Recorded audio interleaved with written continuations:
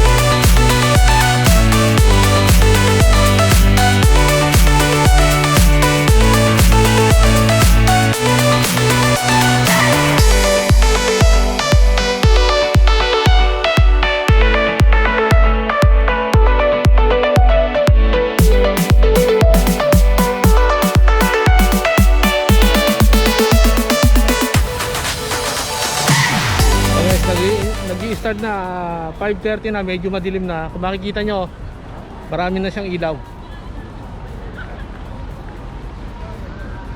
Okay, maya lang, lalong gaganda. Baka magkameron pa ng show dito. Actually, nagkakameron dito ng mission show. Nag-perform na rin dito yung mga yung mga ABS-CBN artist na gano'n dito.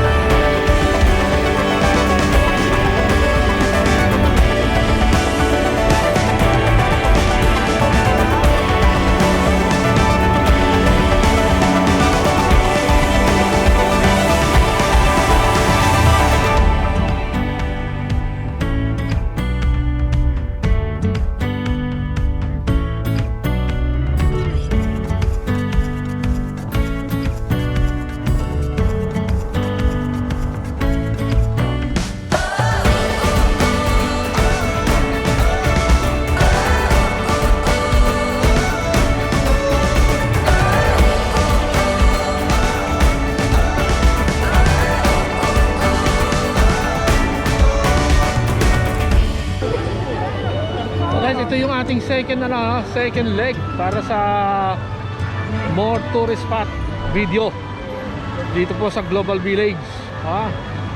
Sa mga bagong nanonood lang sa ating YouTube channel, huwag niyo kalimutan mag-subscribe sa ating channel sa League Photos and Film, dahil marami pa tayong video lalabas, mga tourist spot dito sa Dubai.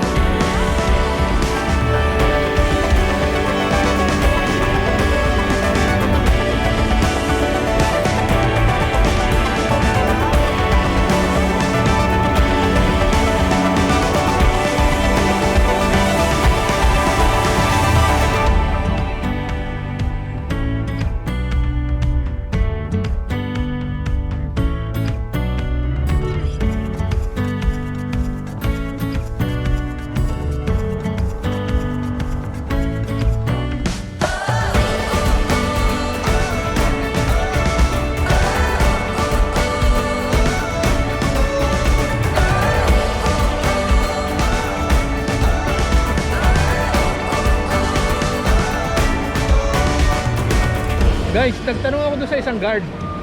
Tinanong ko kasi hindi namin makita. Ang dami doon nagtatanong sa kanya mga Pilipino.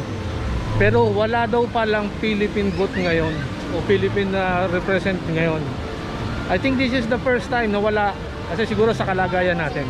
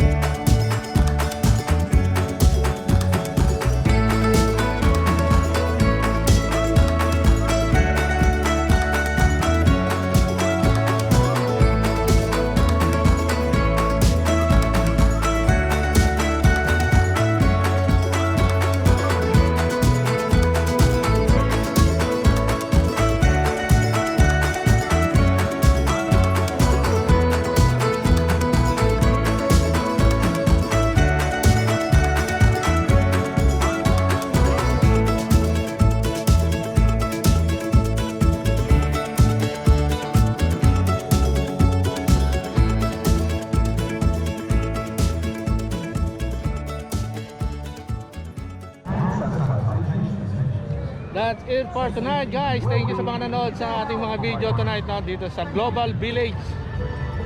Okay, itong event na to, it will run for the next 4 months, 6 months. So pwede kayo pumunta dito. Ang opening nito 4 PM until midnight. So mahaba-haba ang oras. Saka siyempre marami ng pagkain dito, no? You can enjoy your family, your friends. And of course, don't forget to subscribe sa Lake Photos and Film. Ayan, siyempre pauwi na kami ngayon. And guys, wait nyo ulit ha. Marami pa tayong lalabas na tourist spot dito sa Dubai. Dito po sa Lake Photos and Film. Bye bye!